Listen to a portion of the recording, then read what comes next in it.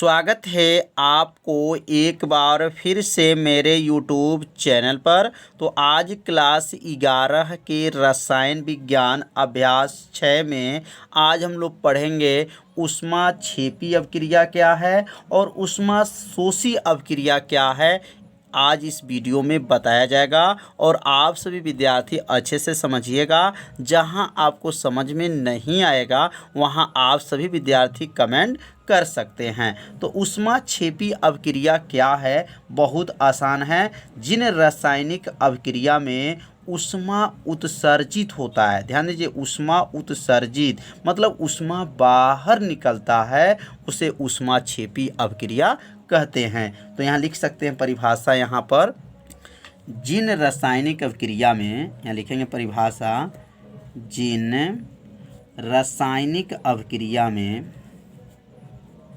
जिन रासायनिक अभिक्रिया में, जिन रासायनिक अभिक्रिया में ऊष्मा क्या होती हैं, ऊष्मा उत्सर्जित होती हैं, ऊष्मा उत्सर्जित होती हैं, ऊष्मा उत्सर्जित होती हैं, उन्हें क्या कहते हैं, उन्हें ऊष्माक्षेपी अभिक्रिया कहते हैं। क्या कहते हैं, उन्हें ऊष्माक्षेपी अभिक्रिया कहते हैं, ऊष्माक्षेपी अभिक्रिया कहते हैं। कितना आसान है, बस 2 बार पढ़िएगा, आपको परिभाषा क्या हो जाएगा, याद हो जाएगा। ऊष्माक्षेपी अभिक्रिया कहलाती हैं। तो इसकी परिभाषा एक बार और देख लेंगे। जिन रासायनिक अभिक्रिया में ऊष्मा क्या होती हैं, उत्सर्जित होती हैं, उत्सर्जित मतलब बाहर निकलती हैं, उन्हें ऊष्माक्षेपी अभिक्रिया कहते हैं। और इसमें थोड़ा सा आप लोग विशेष में भी बात को याद रखिएगा कि यहाँ पर अगर Hp मतलब यहाँ पर ध्यान दीजिएगा, Hp जो है, H जो है और या P जो है और यहाँ HR है।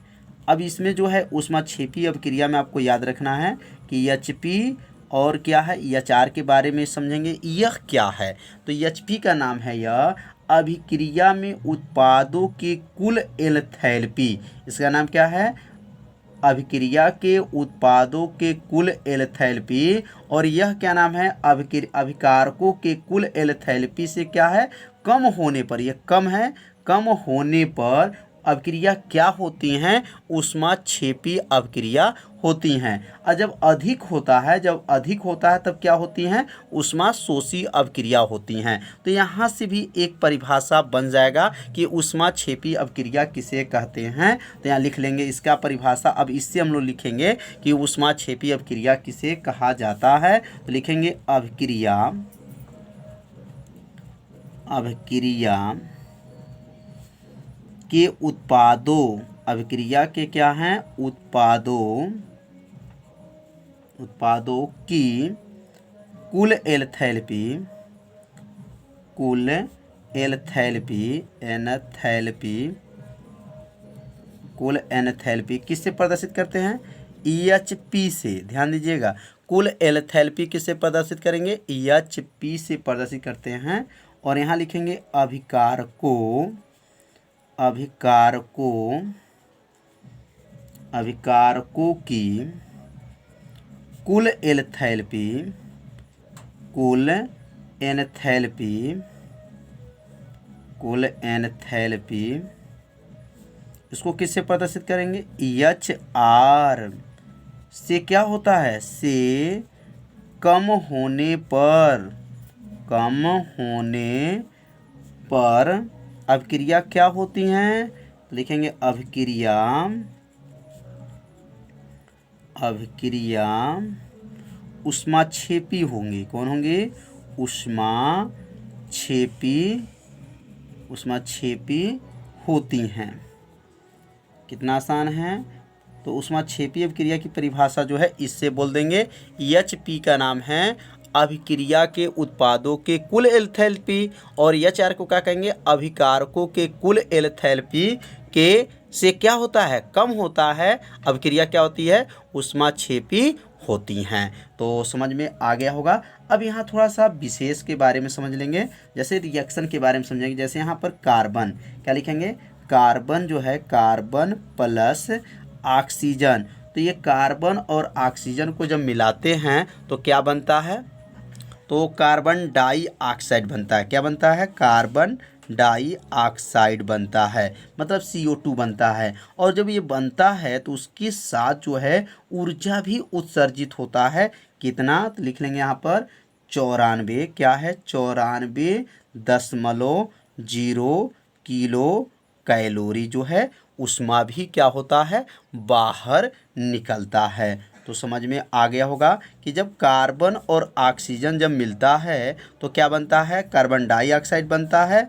और इसके साथ जो है ऊष्मा कितना प्राप्त होता है, तो 94 किलो कैलोरी जो है ऊष्मा जो है बाहर निकलता है। उत्सर्जित माने होता है बाहर निकलना। तो अब यहाँ पे जो है आप लिख सकते हैं कि इसमें डेल एच का मान क्या हो जाएगा, माइनस जो है 94 मतलब कितना इसमें से बाहर निकला है, तो 94 जो है किलो कैलोरी जो है ऊष्मा इसमें से बाहर निकला है। तो समझ में आ गया होगा। ये रिएक्शन मतलब कार्बन को और ऑक्सीजन को मिलाते हैं तो कितना ऊष्मा उत्सर्जित होता है, तो 94 किलो कैलोरी जो है ऊष्मा बाहर निकलता है। अब यहाँ विशेष लिख लेंगे। अब विशेष में आप लोग याद रखिएगा क्योंकि यह बहुत ही IMP है। तो यहाँ से छोटे छोटे जो क्वेश्चन हैं ये कंपटीशन में बहुत ही IMP हो जाता है। मतलब पूछा जाएगा ऊष्मा शोषी अभिक्रिया में Q का मान क्या होता है, और जो है डेल E का मान क्या होता है, और डेल H का मान क्या होता है। तो यहाँ लिखेंगे ऊष्मा शोषी के लिए किसे, ऊष्मा छेपी के लिए। याद रखिए, पहले ऊष्मा छेपी के बारे में समझेंगे और उसके बाद से ऊष्मा शोषी के बारे में समझेंगे। तो यहाँ लिखेंगे ऊष्मा छेपी अभिक्रिया के लिए। तो ऊष्मा छेपी जो अभिक्रिया के लिए अगर बात करेंगे तो इसमें जो है कई बार एक कंपटीशन में आ चुका है। आप लोग ध्यान दीजिएगा यहाँ पर जो बताया जा रहा है ऊष्मा छेपी अभिक्रिया के लिए।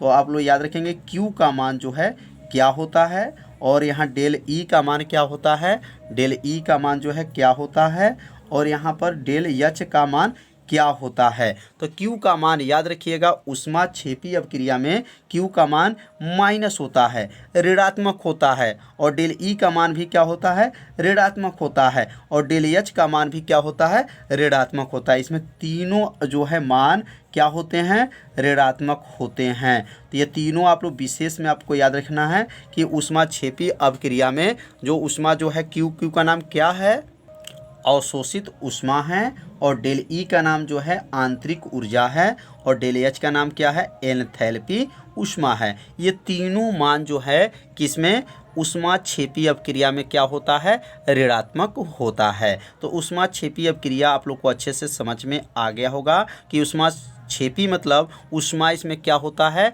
उत्सर्जित होता है। तो अब हम लोग पढ़ेंगे ऊष्मा शोषी अभिक्रिया क्या है। तो अब यहाँ हेडिंग को नोट कर लेंगे, ऊष्मा शोषी अभिक्रिया, ऊष्मा शोषी अभिक्रिया, ऊष्मा शोषी अभिक्रिया। अब इसका परिभाषा चाहे तो आप लोग बना सकते हैं।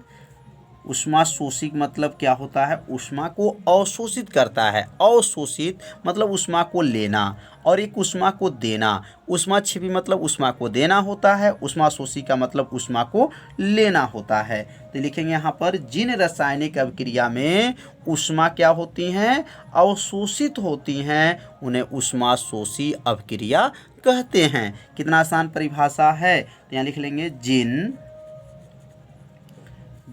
रासायनिक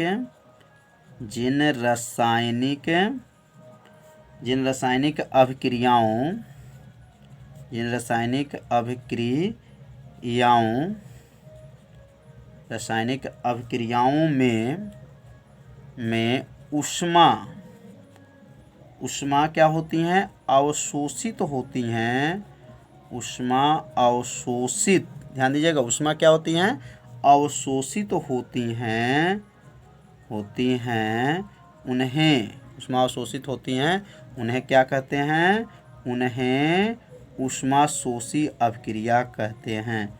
ऊष्मा शोषी अभिक्रिया कहते हैं। ऊष्मा शोषी अभिक्रिया कहते हैं। समझ में आ गया होगा कितना आसान है। जिन रासायनिक अभिक्रिया में ऊष्मा क्या होती हैं, अवशोषित होती हैं, उन्हें ऊष्माशोषी अभिक्रिया कहते हैं। 2 बार पढ़िएगा, आपको परिभाषा क्या होगा याद हो जाएगा। अब एक परिभाषा यहाँ से भी बना सकते हैं। Hp जो है बड़ा है, किससे है, Hr से है। इसके पहले क्या था, Hp जो है छोटा था, किससे, Hr से। अब यहाँ पे क्या हो गया, बड़ा हो गया। तो यहाँ पे क्या लिखेंगे, जैसे वो जो है ऊष्माक्षेपी अभिक्रिया में लिखा गया है, सेम जो है ऊष्माशोषी में भी लिखना है, लेकिन उसमें क्या था, कम होता है। तो यहाँ पे क्या लिखेंगे, अधिक होता है। बस थोड़ा सा ही तो बदलना है। तो यहाँ लिखेंगे किसी रासायनिक अभिक्रिया, किसी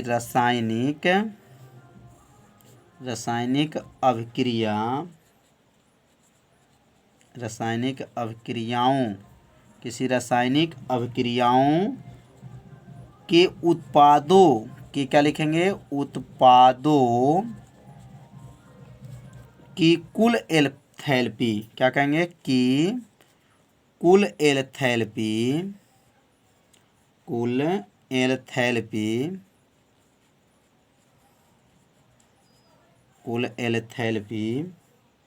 उसको किससे प्रदर्शित करेंगे, तो Hp से। और यहाँ लिखेंगे अभिकारकों की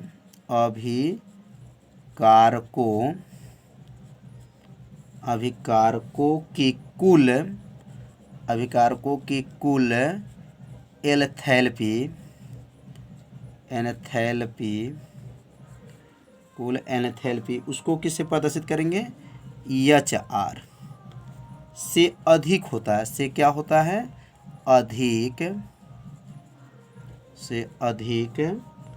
होने पर अभिक्रिया क्या होती हैं, अधिक होने पर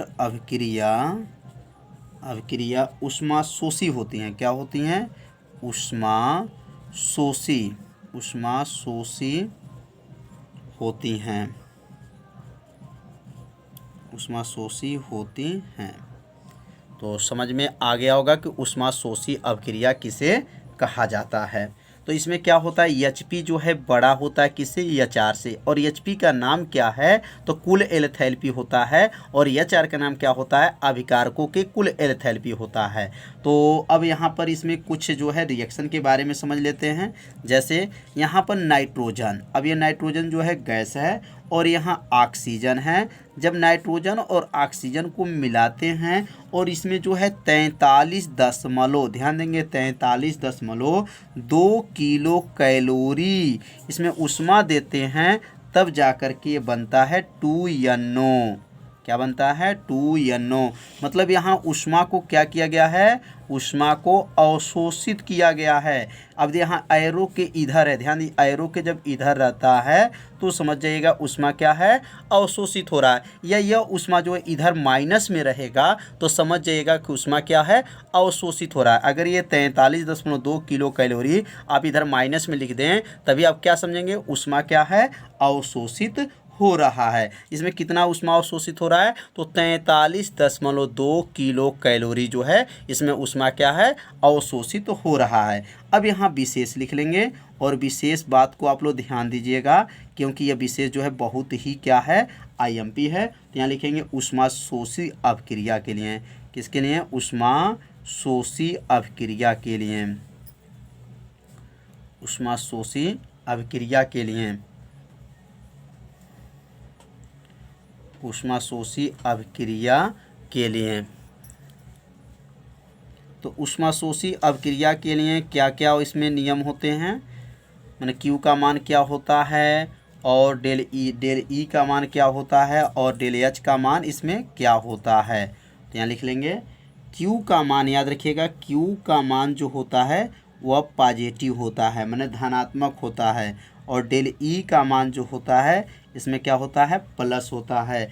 और डेल H का मान जो होता है वो भी क्या होता है, प्लस होता है। तो इसका मतलब ऊष्माशोषी अभिक्रिया में Q का मान, डेल ई का मान और डेल H का मान आपस में क्या होता है, बराबर होता है। समझ में आ गया होगा। और ऊष्माक्षेपी अभिक्रिया में ये तीनों मान माइनस में होता है। तो आज का पढ़ाई कैसा था, आप सभी विद्यार्थी जरूर कमेंट कीजिएगा। वीडियो को ज़्यादा से ज़्यादा शेयर कर दीजिए अपने सभी दोस्तों के पास, और वीडियो को लाइक कर दीजिए। और चैनल पर ये आप पहली बार आए होंगे तो चैनल को सब्सक्राइब कर लीजिए, क्योंकि यह लाइव क्लास आपके लिए ही चलाया जा रहा है। तो मिलते हैं अब अगले भाग में, तब तक के लिए सभी विद्यार्थियों को नमस्कार।